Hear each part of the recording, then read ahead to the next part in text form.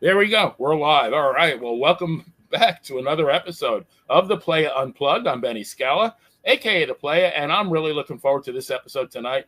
My guest is Mr. Gary Powers, who is the executive director and curator for the National Roller Derby Hall of Fame and Museum.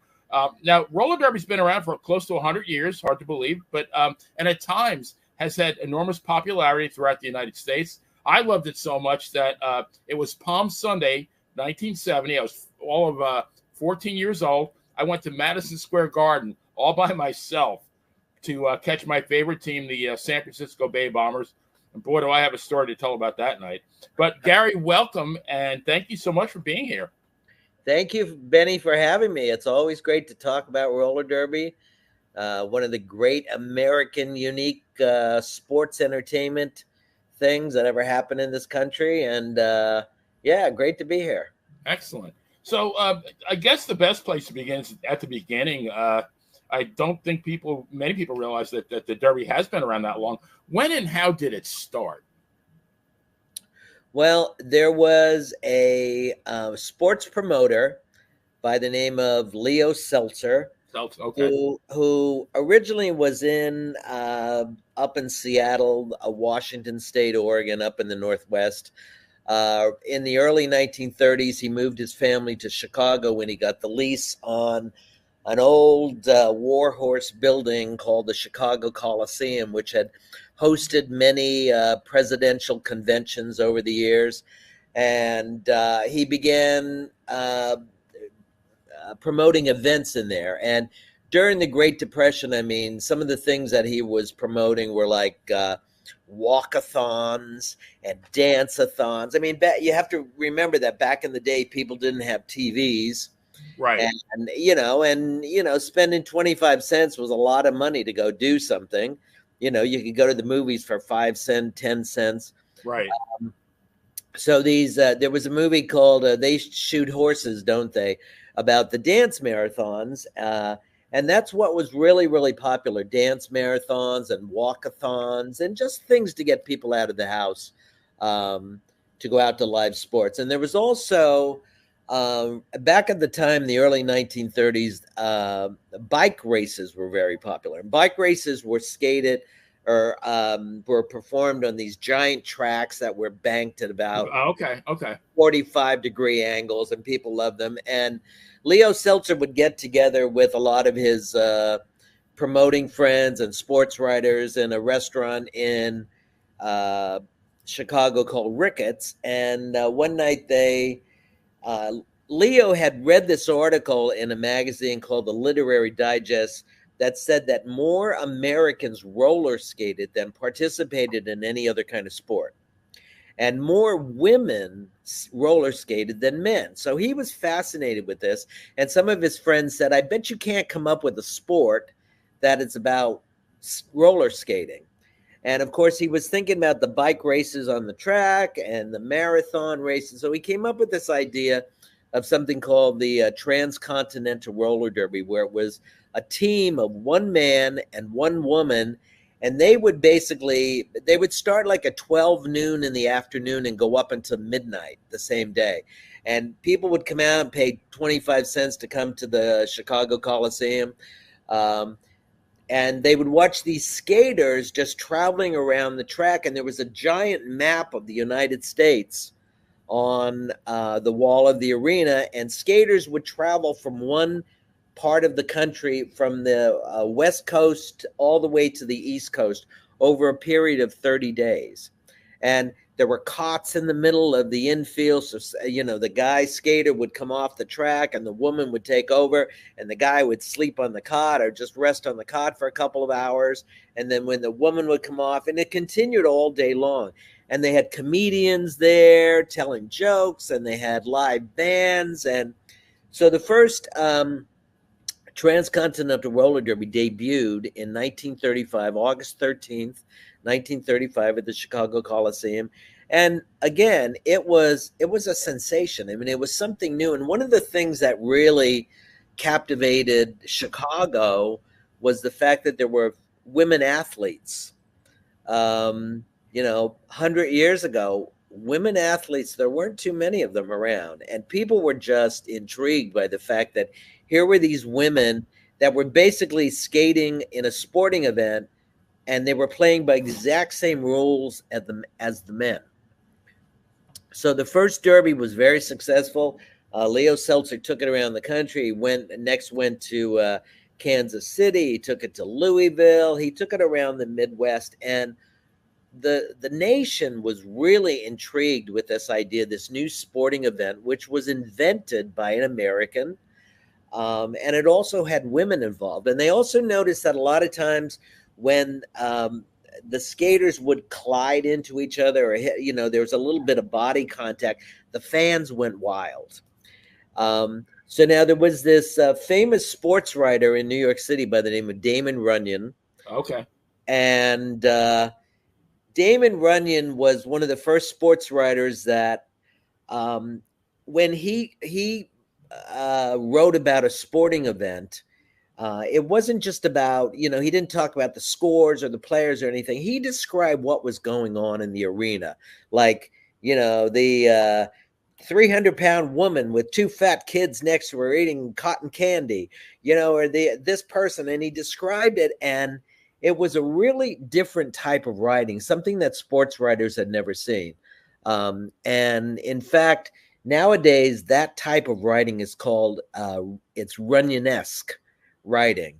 And Damon Runyon, of course, was famous because he wrote a bunch of stories, not only about sports, but he also wrote a story that was turned into the musical Guys and Dolls on Broadway.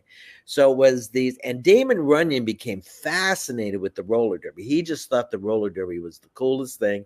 He saw it in Miami, Florida, in January 1936, about 5 months after the derby had started.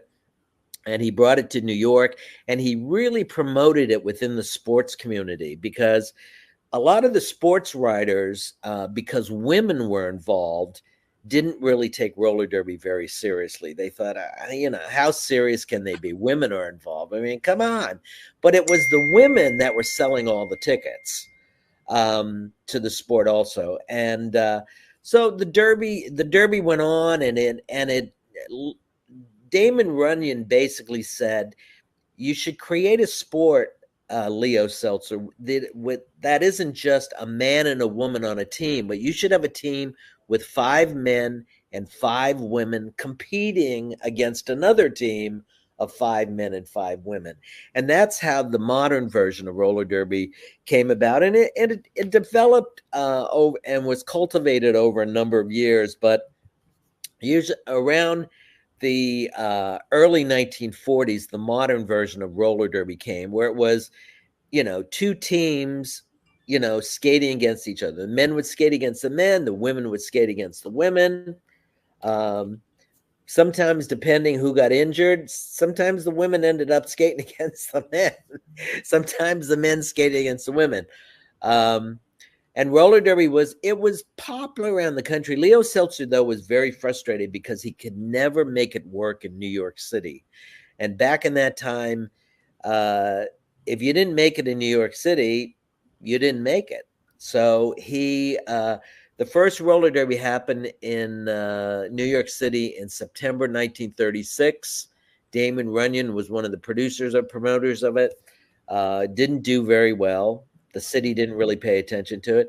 August 1946, it ended up at the Polo Grounds in New York City, the home of Major League Baseball's New York Giants. It was the first time roller derby was ever televised on TV, but there was a lot of rain in New York City that summer in August. So the game, again, wasn't very successful. But they brought the sport, Leo Seltzer brought the sport back into New York City right after Thanksgiving, 1948. CBS television decided that they would show some of the games, and the very first night there weren't many people in, so Leo Seltzer had everybody sit on one side of the arena, and he told the cameraman, just show that one side of the arena. And it was on TV, and the next day the box office was just bombarded with people trying to get tickets to this thing. Wow. Something about being on TV, it was almost hypnotic in a way, watching it on TV.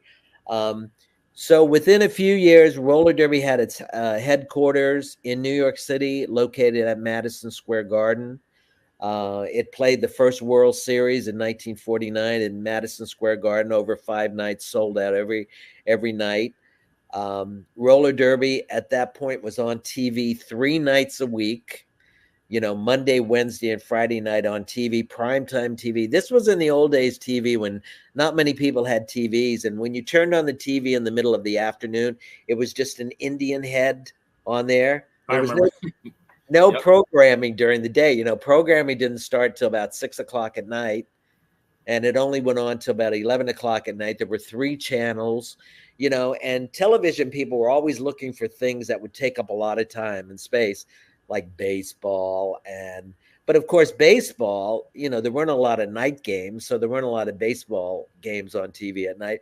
But the roller derby was on, like the Metropolitan Opera was on, the circus was on, those kind of Wrestling things. too. And wrestling too, Yeah. absolutely. And again, roller derby, very much like wrestling, changed the way society looked at women. They all of a sudden, Leo Seltzer didn't know it, but he was a women's libber way ahead of his time. People watched female athletes and playing by the same rules as men, and all of a sudden society started thinking, oh, because back in that day, it was women, got out of high school, they got married, they kept the house going, they raised the family, they were the people that just kept the house together. And all of a sudden, here were these female athletes, somebody like Midge Tuffy Brassoon, who everybody in the country knew Midge Tuffy Brassoon, another female skater by the name of Jerry Murray, and here were these women. And the fact of the matter is, in the early days of roller derby in the 1940s and 50s, it was the women's game that was the most important thing. And roller derby, because of its morality play elements, it really helped a lot of people. I always say that women who were in bad marriages, bad circumstances, will go to the roller derby, scream and shout for 3 hours, and then go home and not put the knife in their husband's chest. That's But it just, roller derby was always way ahead of its time. I mean, women were involved. There were a lot of gay people, not out, of course, but gay people in roller derby, not only women, but men. People of color. I mean, roller derby had people of color in it before Major League Baseball. It was a real family affair, and everybody was included. And but that whole element of, like, good versus evil, like was in professional wrestling, right. was so inspiring and filled so many people with hope, because no matter what you were going through in your life, if you were some little effeminate kid in grade school, and people were beating you up, you'd watch roller derby on TV, and you'd identify with the good guys. And no matter what were happening to the good guys, they were getting the crap beaten out of them, and they always figured out a way to win. And that was inspiring to people of color, to gay people, to women, to Latinos. So roller derby played a very, very important part in, I feel like, the development of who we are as America Yeah. today. That's a great story. So you started saying about the 5 men and 5 women. Tell everybody about the premise, the structure of the game. How many periods? How many minutes? What are the positions? And what is the actual objective of the game? Well, the game changed over the years. I mean, back in the 1950s, the periods, there were 8 periods in a game. The women would start the game. Sometimes in the 1950s, the men would start the game. There would be a period of 20 minutes. The idea of the game is 5 skaters from each team on the track. There would be the start of a jam, and the jams in the beginning would go about 2 minutes. Eventually, they went down to a minute and a half.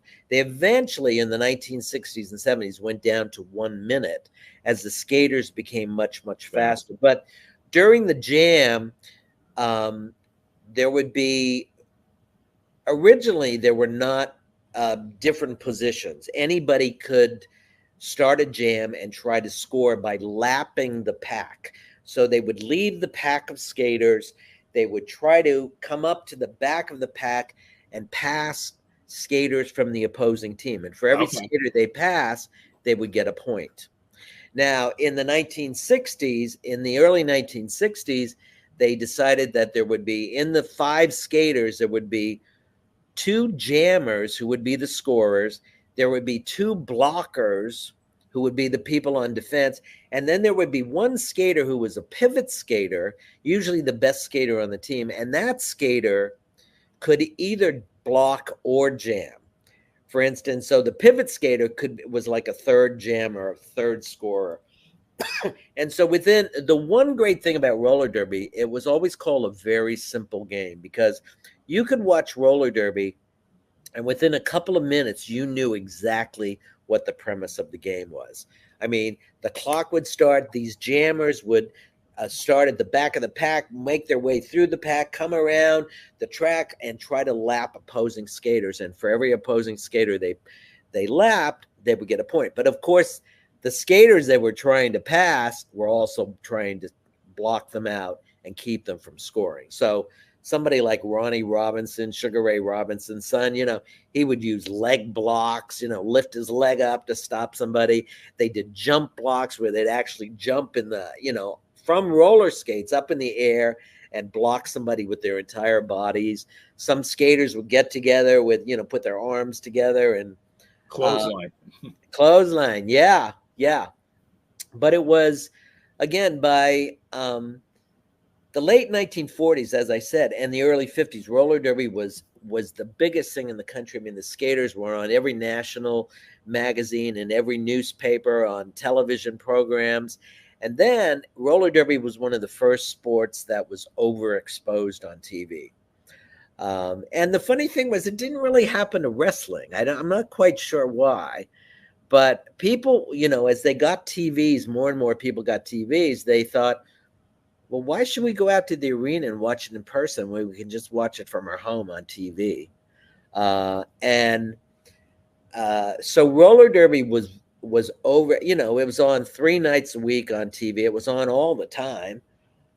And Leo Seltzer couldn't really get a good contract with the major networks.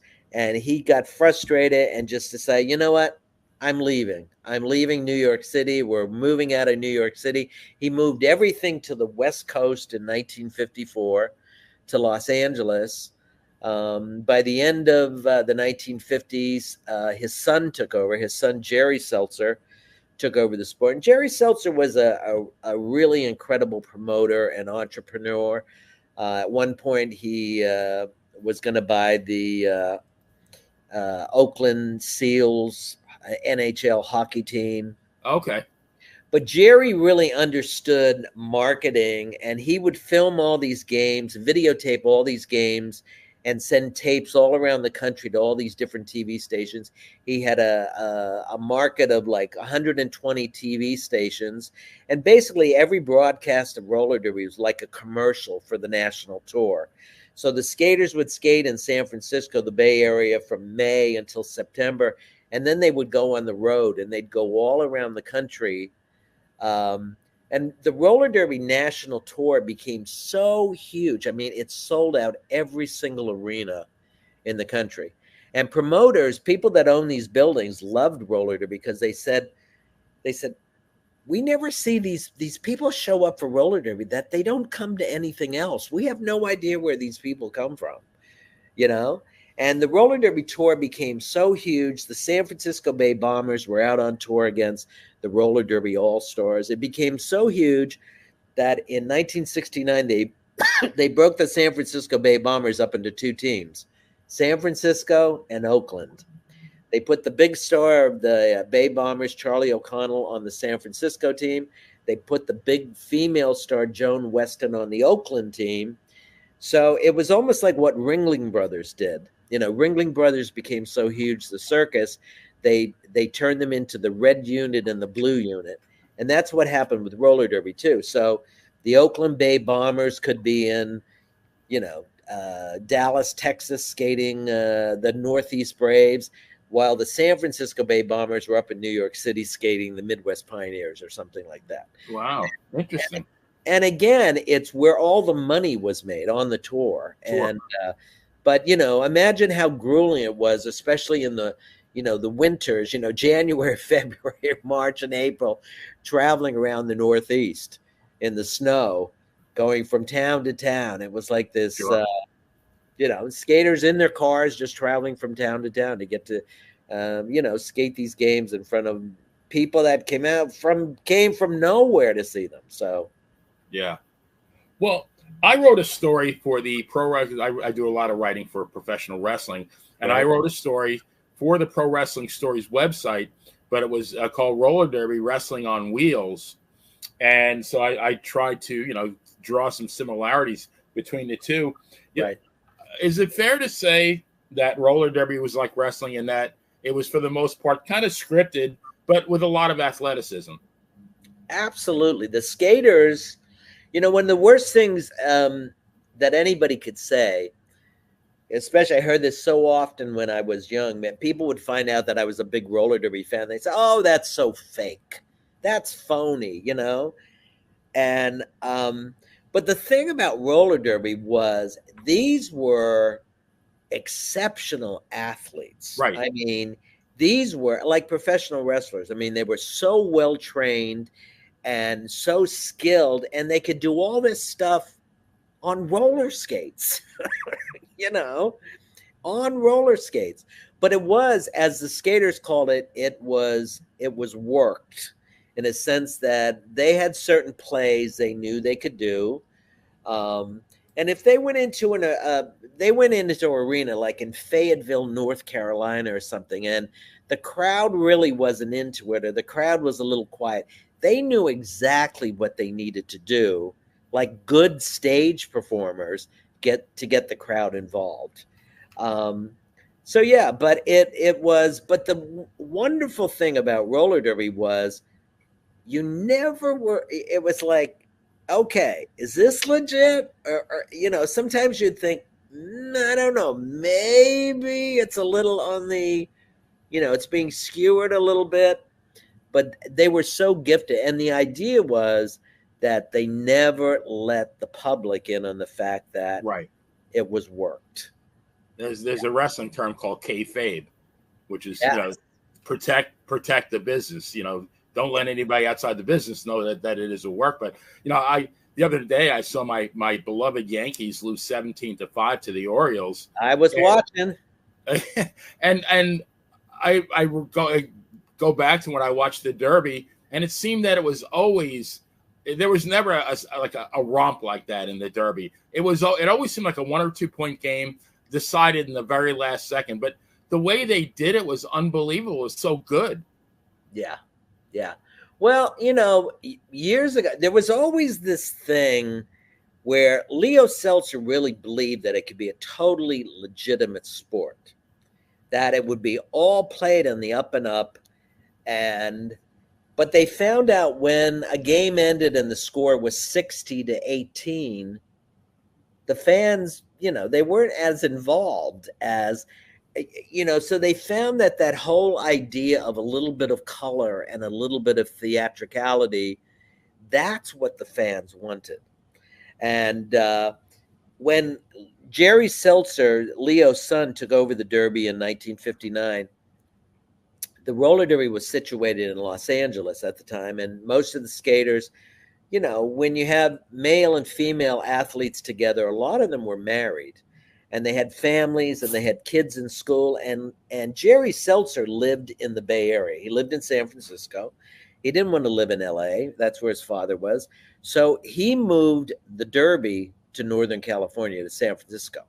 And a lot of the skaters, though, were left behind in Los Angeles, and they didn't want to uproot their families and go up north to the Bay Area. So they started a new league, which was called Roller Games, which was basically roller derby, but with a different name. And roller games, the most famous team was the Los Angeles Thunderbirds. Okay. called the T-Birds, and roller games played all over the world. It played in Australia. I mean, it had leagues in Australia, a league in Japan. It had a league in Canada. It skated in Mexico City, skated all over the world. But the roller games version, even though in the very beginning it was very much like the original roller derby, they decided that the fans in Los Angeles, I don't know, I sometimes think maybe it's because of Hollywood or, show business or what. The fans in LA really wanted a much, much more theatrical version of the game. So it became, you would have, somebody would go out on a jam, in the original roller derby, somebody go out on a jam and score 2 points or 3 points. If somebody scored 5 points a grand slam, that was a big thing. In roller games, sometimes people go out and they'd score 14, 15 points in one jam. The scores in roller games would sometimes be like 181 to 176, something like that. Now, how could they do that, Gary? I mean, once they lap, could they go and do it again? Yeah, they could continue Oh, lapping all right, all right. as long as the jam The time time would limit. happen. I And of gotcha. course, the idea was you could always the skater who was scoring could always call off the jam by putting their hands on Right. their hips. Yep. And of course, it became this joke in roller derby. Sometimes a skater would try to pull up their shorts, and call the jam off by mistake. But no, and roller games again was much more theatrical, and they had like they had a dwarf on the infield, and they had a lot of things which were, the roller derby purists, the ones who really wanted the game skated as legitimately as possible. That was just unheard of, to have like an infield dwarf or, you know, things, somebody would lose a match race. A match race was two skaters on the track skating just against each other, doing anything they could. And then the loser might have to take a bath on the infield, or might have to, get a pie in the face, or might have to have their beard shaved off or something. And that kind of stuff in the original derby. That's very wrestling esque. Loser Yeah, leaves town. Loser gets their head shaved. Yeah, that kind of stuff. exactly. Wow. What you started mentioning about the tour. So one of my questions actually it fits right in. What was the lifestyle of a derby? Or I remember the derby. Like how long were they on tour? How many matches did they skate? Did they travel by car? Well, the thing was, in the original Derby, the one that Jerry Seltzer had in Northern California, if you were on the home team, the Bay Bombers, you skated from May until September, 6 nights a week. I mean, you usually had Monday off, and sometimes they didn't have Monday off, but they usually skated 6 nights a week in the Bay Area, selling out every game. I mean, it was roller derby outperformed every other sport in the Bay Area, even the San Francisco Giants. I mean, it was a huge thing. I mean, they would have these games at the Oakland Coliseum on July 4th, 1970. They had 34,000 people there. Wow. Um, they skated a game in Comiskey Park in Chicago in September 1972. They had over 50,000 people there. They skated at Shea Stadium in New York in 1973. I mean, they would pack arenas. They skated the Rose Bowl. But a skater on the Bay Bombers during the regular season would be skating 6 nights a week. And then they'd usually have September, October off, and then they would have smaller tours in November, December. But then the big national tour usually started in January, went from January to April. And these were skaters in their car traveling around the country from city to city. The biggest thing was getting their laundry done. As Right. soon as they got to a town, it's like right to the laundromat to get the laundry done. And you'd skate before 10,000 people in some arena, and some of the skaters would make extra money by showing up early and putting up the track. So there was a track construction crew. They could make extra money that, and then the game was over, and of course they'd have to take the track down, put it in a truck. The truck will go off to the next city, and a lot of times they were skating 6, 7 nights a week, all over the country. you know. Wow. So for 4 months, they're pretty much, going from town to town. And that, Absolutely. so was it, would they each take their own car? I know, like in wrestling, usually 4 or 5 guys in a car to kind of split the transportation cost. Right. And that the same thing happened in the Derby too. A lot of skaters would be together. I mean, some of the bigger stars were like, "No, it's just me and the wife. Forget it." And somebody like Joan Weston, who was a really smart woman, probably the biggest star, the female star in Derby in the 60s and 70s. I mean, and she loved traveling around the country, and she always wanted to go to all these different sites, like the Grand Canyon, or we go to this place. And a lot of the younger skaters were just like, it's just a big hole in the ground. What do you want to go see that for? But I mean, imagine what it's like to, go from city to city and city, and skaters were treated like rock stars. They were huge. It was a big, big thing. Now, Gary, so my memory, Joni Weston, uh, Charlie O'Connell, you got Ronnie Robinson, who else? You got Mike Gammon, and Judy what was his McGuire. wife's name? Was Judy McGuire. Yep. Yeah, Tony Rowan, Carol Peanuts Lowry. Did Bill Grohl, I guess it was? Bill Grohl, yep. What kind of money did they make? The stars say. Well, it was always reported that Charlie O'Connell was the highest paid skater in roller derby. He made over $50,000 a year, which That's again, good money back then. it was big money back then. Absolutely. Yeah. And one of the perks that Charlie had was that he had his own credit card that the company paid for. So anything he needed, the company paid for it. And Charlie also had a bar in the Bay Area. He hired a lot of skaters to work at the bar when they weren't on the track. And again, every week on the TV broadcast, they talked about Charlie's bar. So it was like an advertisement for his bar every week. So he was making a lot of money that way.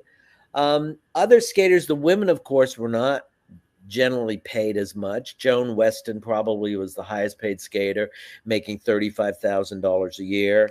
Calvello made about the same. That's pretty healthy salary though back in the 60s, 70s. Absolutely. But again, just having these skaters, having them travel around the country the way they did, I mean, it was a hard life sometimes. Yeah. Again, very wrestling in professional wrestling at that time, there were 30 territories around the country. Right. And even within a territory, there was one was called Mid-South, which was Oklahoma, Arkansas, part of Texas, Louisiana. And these guys sometimes would have like they'd wrestle at 8, 9 at night, and then they'd hit the road because they had maybe a 6-hour drive to somewhere in Louisiana where they were going to wrestle the next day. So very, very similar. But I did want to ask about you mentioned the IRDL was one of the International Roller Derby League, and then there was the Roller Games. Right. So I went to the Garden. I think I said Palm Sunday, 1970. I think at that time that set an indoor record for attendance. It did. Yep. I think it was the Bombers and the Pioneers, if my memory serves me correctly. It was a long, long time ago. But but my understanding is the IRDL didn't last much longer after that. How come that happened? Because they were doing so well. Well, a lot of things. I mean, the game that you're talking about, March 22nd, 1970, did break a record. I mean, it was the largest indoor attendance of roller derby at the time, over 19,500 people at Madison Square Garden. And what we call the suits at Madison Square Garden were very interested in the roller derby at that time. And they made arrangements with Jerry Seltzer because at that time in the 1970s, I mean, roller derby was selling out every arena in the country. And the mainstream press, sports press, they just didn't understand it. They're like, how can this be? It's the roller derby. I mean, come on. Frank DeFord, an incredible sports writer, His very first book was about the roller derby, called Five Strides on the Bank Track: The Life and Times of the Roller Derby. And he went on the road with the roller derby, and he just fell in love with it, because originally Sports Illustrated wanted him to go on the road with the roller derby and expose it, because they knew something was up. There was no way it could be that popular. And he went on the road with the roller derby and absolutely fell in love with it.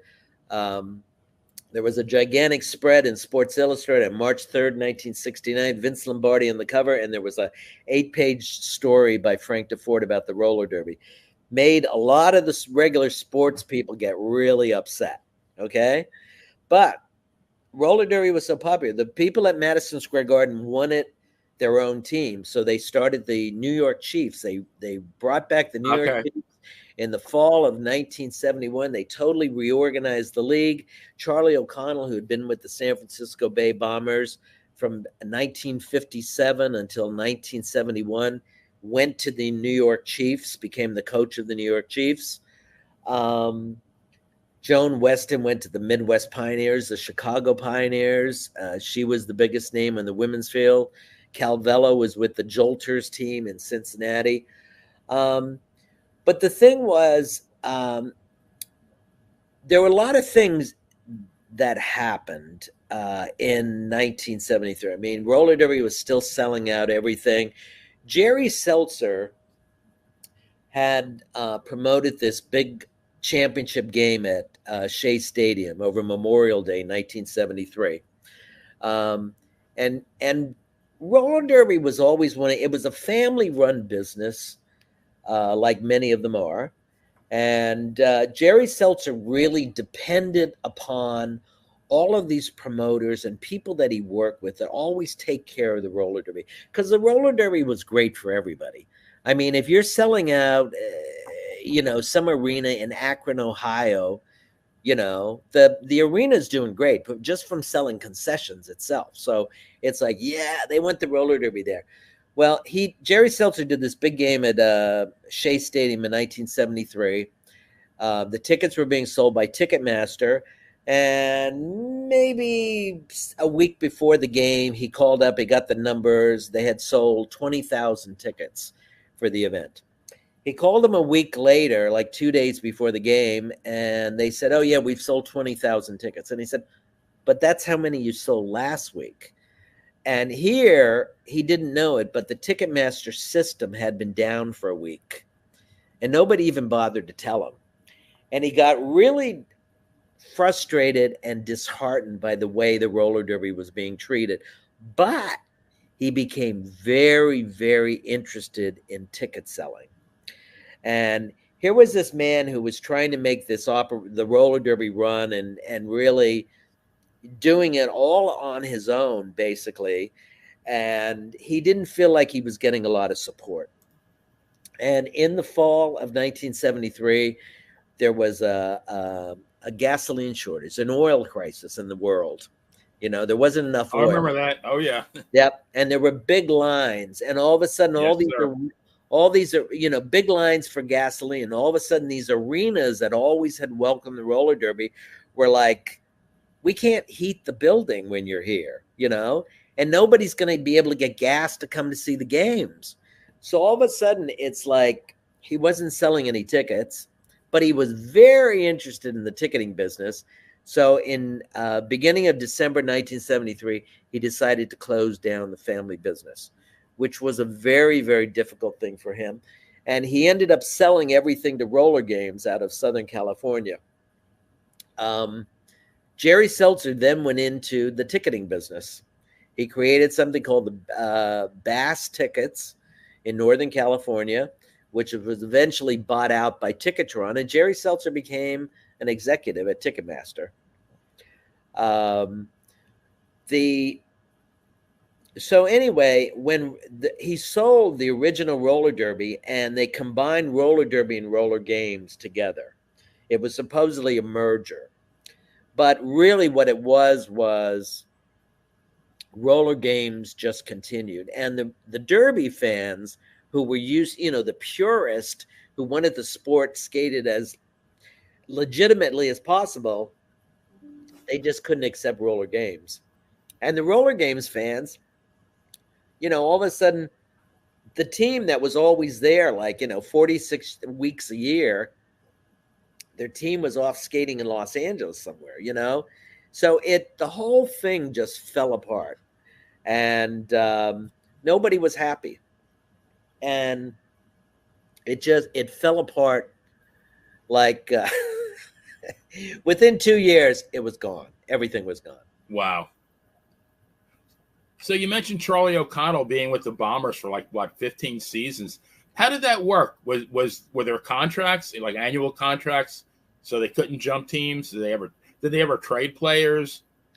Well, there were always trades, but again, uh, one of the things, fans of the sport are constantly asking, how could this thing that was selling out every arena in the country in the early 70s, you know, 34,000 people in the Oakland Coliseum Stadium, 50,000 people at Comiskey, how could it end? What? But the truth of the matter was, every team, every skater was owned by the Seltzer family. So, of course, if the Bay Bombers had been owned by somebody, and the Pioneers had been owned by somebody, and the Chiefs had been, and if one of these people decided they didn't want to do it anymore, everybody else would have jumped in, like in any other sport. That wasn't the case in roller derby because Jerry Seltzer owned everything. Right. And after him, Bill Griffith with roller games owned everything. So yeah, there were trades, but listen, sometimes in roller derby, there were trades made for, not the usual reasons. Like there might be two girls that were on one team having an affair with each other, and all of a sudden they broke up. It's like, we got to trade her. Yeah, we got to trade her to that other team, Right. Charlie O'Connell, when he came to the Bay Bombers, was romantically involved for 3 years with Ann Calvello. And they were both white shirt, stars of the Derby, stars of the Bay Bombers, the most popular skaters on the Bay Bombers. And after they broke up, Charlie O'Connell basically went to Jerry Seltzer and said, listen, you can either have me on the team or you can have Calvello on the team. You can't have us both. So they sent Calvello off packing. And of course, she became one of the greatest, what you'd call in wrestling, heels in the business. A heel, right. Yeah, she became, she was upset, of course, because, here I'm the big star of the Bay Bombers, a big female star, and they're getting rid of me. But in a way, it was like the best thing that ever happened to her in her career, because now she traveled. She was, after Tuffy Bursoon, the most famous female red shirt in the history of the game. Right.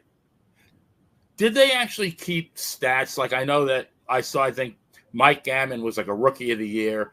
Charlie O'Connell won the MVP award. Did they keep stats on the points at all? They did, but it wasn't like Major League Baseball. Yeah, it wasn't like other sports. I mean, they did keep the stats, but it wasn't anything that anybody was, it's not like, I mean, I'm a huge baseball fan. I mean, I subscribe to MLB Network. Yeah, I mean, I watched every game the Yankees are. In fact, the Yankees are on right now playing the Mets. Yeah. But no, it's not like baseball where people can, we've become huge hockey fans out here too in Southern California. We have a brand new hockey team that this past Monday lost the Calder Cup, the AHL, to the Hershey Bears. But again, hockey and those other sports, they kept precise records. They didn't really do that in roller derby because, again, fans, they didn't really care about, like scores or it's not even like one-loss records for the teams. No. And here's the thing, okay? A lot of times it'd be like, in the early 70s, there'd be like 4 teams in the league, in the roller derby league, 4 teams in the league. And then it would come playoff time, and all 4 teams would be in the playoffs because, it's like you need 4 teams to have a good playoff. Yeah, but I mean, what was the regular season about? most professional sports league, it's about getting the best record, so you're in the playoffs. But the Midwest Pioneers could have lost every single game that they skated, and they'd still be in the playoffs. So that kind of stuff didn't really, Yeah, it didn't matter a whole lot to the roller derby right. fans. Would it be safe to say, like I remember growing up in New York, I think it was Lindsey Nelson broadcast Notre Dame highlights.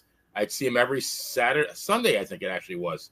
Um, so to me, like Notre Dame was America's team as far as college. Would it be safe to say that the Bombers were America's team as far as the Derby? Absolutely, absolutely. Yeah, I And mean, when they toured, were they typically the favorites? oh yeah, absolutely. I mean, it because the truth of the matter is the fans, they were watching the Bay Bombers on TV every week. So when the Bay Bombers came to town, I mean, that's who they were there to cheer for. The Bay Bombers were so huge that they could split them up into two teams, one from San Francisco, one from Oakland. Right. Um, and people didn't care. They just wanted to see the Bay Bombers. Yeah. Yeah, no, that brings back a lot of memories. So, Gary, where is the museum? The museum right now is in storage. Okay. I was going to ask if it's open to the public, but Well, it will be open to the public very shortly. The okay. the museum in my relationship with when I was a 12-year-old kid and I was obsessed with roller derby. I mean, I couldn't get enough of it. I mean, I was just obsessed with roller derby. Um, when I was about to turn 12, my father died very suddenly. Oh my I was gosh. a 12-year-old kid. My father drops dead Wow. one day. And of course it was devastating, and and I was not the happiest little kid, little 12-year-old, and I was so devastated by the loss of him that I would think, like, Monday would come and I would be like, I'm going to kill myself. I was so unhappy, I mean, and and nobody was talking about it. I was just left alone. But then I would think, I can't kill myself because Ann Calvello and the Midwest Pioneers are coming to town this weekend. Got to hold that off for a little bit. Yeah. So, and I feel really like these skaters in many ways saved my life as a kid because I was obsessed. I mean, can you imagine me watching Ann Calvello on TV every week and then later in life spending the night at her house and having Ann Calvello knock on the door of the bedroom and bring me coffee in the morning? Wow. Like, how did that happen? Or have Mike Gammon come to my house, or have lunch with Judy McGuire and Charlie O'Connell in Palm Springs, or Unreal. So I feel so indebted to these people. Like, I mean, anything that I can do to celebrate their accomplishments, I mean, it's an honor. It really is an honor. I had lunch in California this past weekend with a famous roller derby skater. We did an event in Los Angeles last September to celebrate these skaters. So the thing was, in 2000, when I became friends with Calvello, Ann Calvello was a rock star. I mean, she couldn't go anywhere without being recognized by people. And when I met Ann Calvello in the late 1990s, she was cleaning toilets in a hospital. I mean, and bagging groceries. And so I started something at the time called the Roller Derby Foundation, and I basically began raising money for former skaters by selling videotapes of games, selling programs, anything I could get my hands on that I could sell. And all the money went to these skaters. I mean, even things like just sending people phone cards, so they could pick up the phone and talk to each other. Or if they wanted to go somewhere, I paid people's rent. I paid Calvello's rent for a long, long time. That's very similar to the Cauliflower Alley Club for professional wrestling. Yeah. Same Yeah. kind of things. Yeah. Well, it's that thing where, there was no union for these skaters. They didn't get anything, and I saw people trying to make money off of their accomplishments. And I thought, well, why should you be making money off them? They're the ones who were these incredible athletes. So we did the Roller Derby Foundation. That went on, and we brought people together around the country, fans and skaters. We did events in Chicago, Los Angeles, Philadelphia, New York City, all around the country, in Des Moines, Iowa. bringing skaters and fans together. And you know how it is when you get a bunch of wrestling fans together with wrestlers. They all talk the same language, you know? Absolutely. You don't have to explain anything. It's Nope. like, and so anyway, we did that, the Roller Derby Foundation in 2000. 2004, I asked Jerry Seltzer if I could reopen the Roller Derby Hall of Fame, because it had the original Roller Derby Hall of Fame opened in 1952. It had been at Madison Square Garden for some time. And then when the Derby closed in 1973, the Hall of Fame closed. So we reopened the Roller Derby Hall of Fame in 2004, so that we, like people like Mike Gammon and Joan Weston and Judy McGuire, they were not in the Hall of Fame. I mean, these incredible, iconic people, athletes. So we inducted them into the Hall of Fame. And we made a distinction. So it wasn't about, just the Derby. It was also roller games. We also opened up wings to wings for the announcers, for executives, for referees, for writers. Damon Runyon is in the Hall of Fame now. But again, it's all about celebrating the accomplishments of these people, and they were just phenomenal athletes. And that's what it's all about. So anyway, the Roller Derby Hall of Fame was in Brooklyn for the first 10 years. And then 9 years ago, I moved to Southern California, and I was in the process of finding a place for the Hall of Fame to reopen, because we have the largest collection of roller derby memorabilia in the world. We have over 200 jerseys. We have over 700 programs. We have pennants. We have all kinds of things, history. And skaters donate things to me all the time. And so we were trying to find a place out here in California, and then the pandemic hit.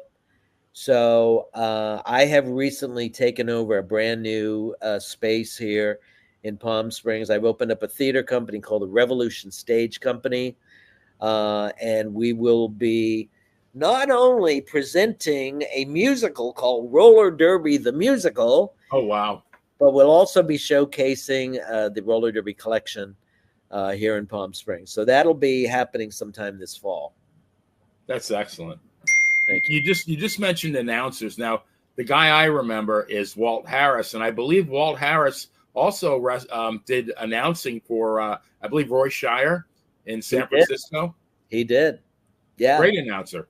Walt Harris was perfect for the roller derby because he was in awe of the skaters. I mean, he was again, he had watched professional wrestling. He had called professional wrestling for a long time, was in awe of those athletes. And again, the bottom line, I mean, skaters always say to me how much it touches them when I call them athletes.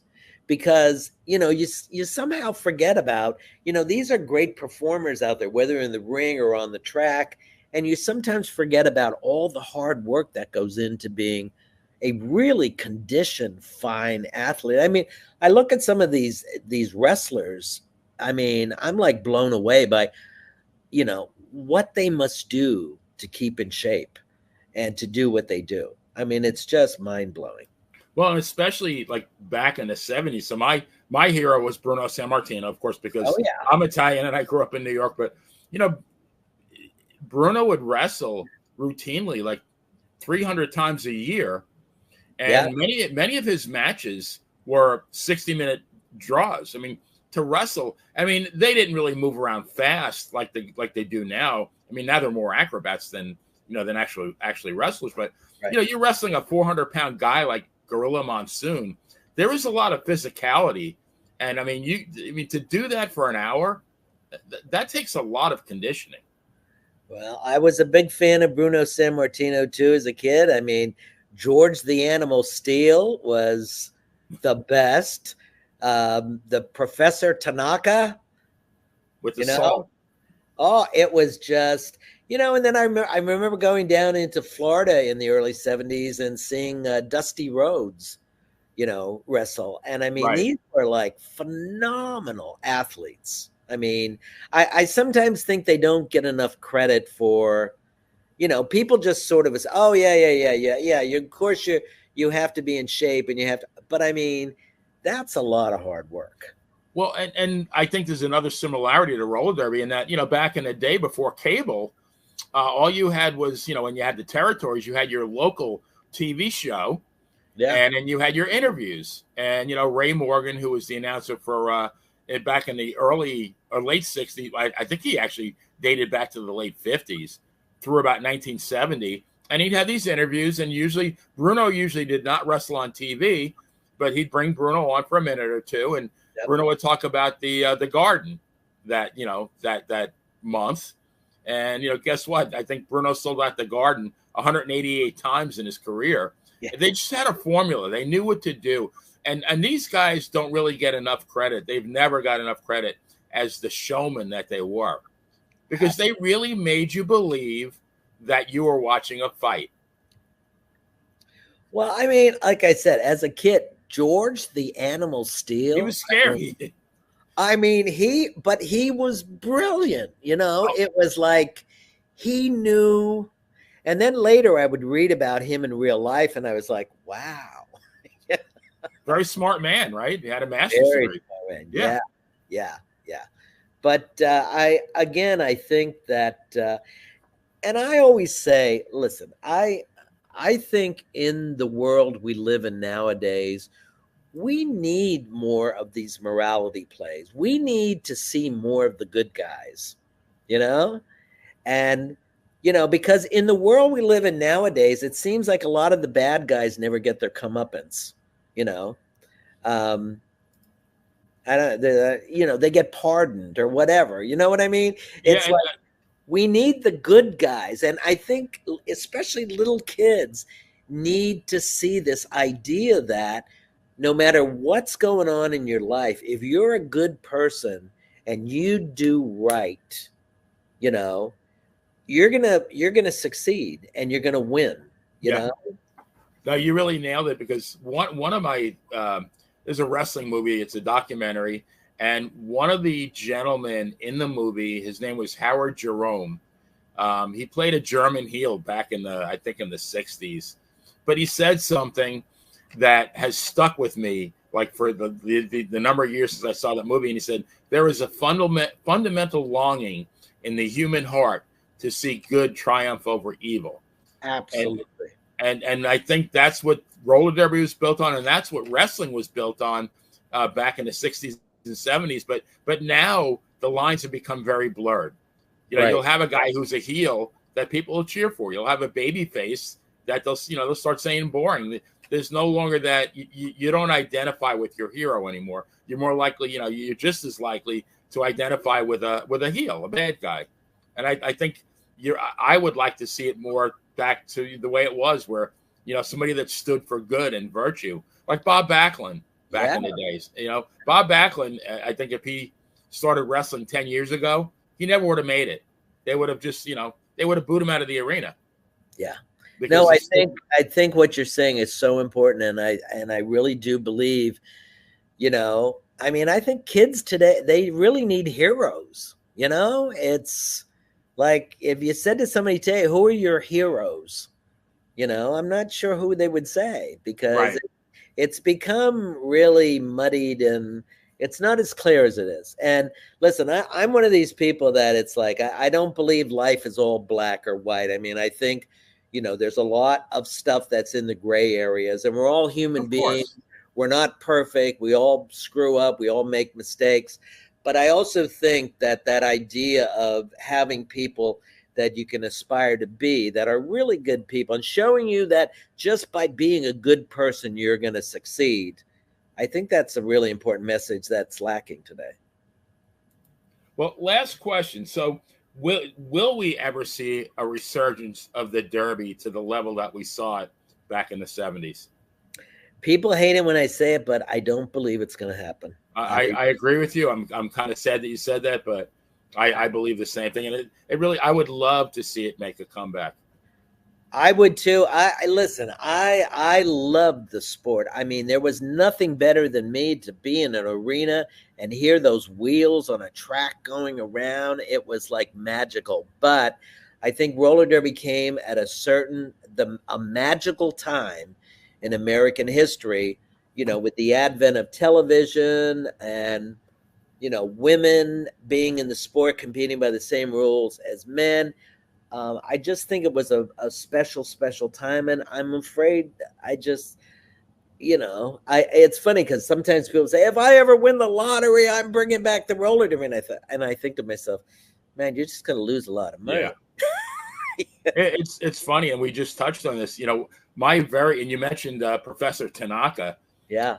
My first card was I think April 26th, 1968, at the Island Gardens in West Hempstead, and it was Bruno versus Tanaka. And at the end of the match, they collided in mid-ring. It sounded and felt like an earthquake. And here I am thinking, oh no, Professor Tanaka, he's going to get up. He's going to get up at 10, and Bruno's going to lose. And, of course, Bruno got up at 9 7/8. And, so my world was safe for the time being. But, I went there thinking that people were going to fight, and I think now people go to they go to, any place. I'm close to Amalie Arena. They don't go there thinking that. They go there thinking, well, I'm going to get entertained tonight. And it's a huge difference. Yep, absolutely. Well, we can, I'm not one of those that thinks it's ever going to come back, but really for the rest of my life, I'll just always celebrate these incredible athletes and what they accomplished. And I'll make sure that on some level, they're never going to be forgotten. No, I totally agree. So, folks, that's the final buzzer, and it's time for us to skate home. Gary, I cannot thank you enough. This was so much fun, and I learned so much about the Derby. I mean, I've loved the Derby for 55 years, so it was so good to hear that, somebody else who really, really knew what the Derby was all about. So thank you for that. Thank you. And I have a lot of photos from that game, color photos from March 22nd, 1970. Wow. I'm going to send them to you. I might be in one of them. Who knows? So, Gary, real quick, how do people find you on social media?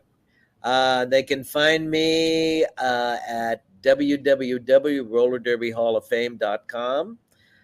They can also, I wish I could say I'm one of these young kids on Instagram and all that stuff. I think I'm on Instagram, actually. But we also have a website, National Roller Derby Hall of Fame, on Facebook. Okay. I think I've been on that. Yes. Yep, and your Facebook page is very informative. Thank you. Well, like I said, it's all about celebrating the accomplishments of these people. I mean, I can't believe these people I watched on TV are in my life, and anything I can do to celebrate them. It's really funny you said that because, my birthday was on Monday, and, I'm getting a lot of wishes from my friends, and here I get an instant message, and it was from John Rodriguez, who is known in the wrestling world as the unpredictable Johnny Rods. I love it. And I'm thinking I've had a couple of chats with him on the phone over the years. He helped me do work on a couple of the stories I wrote. I'm thinking I used to watch you when I was 12 years old. And now you're on the phone with me telling me stories about Andre the Giant and Baron Cicluna and Bruno and Dominic DeNucci. It's surreal. I tell my friends, I pinch myself, but at my age, I'm afraid of clotting. But it will never get old. It is just, it's such a thrill. And I'm still in awe of these guys because of what they did. But so again, Gary, thank you, folks. Please hit the like button and subscribe to this great channel, and keep your eye out for the next episode of the Playa Unplugged. So for Gary Powers, the play is out, but I'll be back. There is no doubt. Good night, folks. Thank you, Benny. All right. And that's a wrap. Excellent.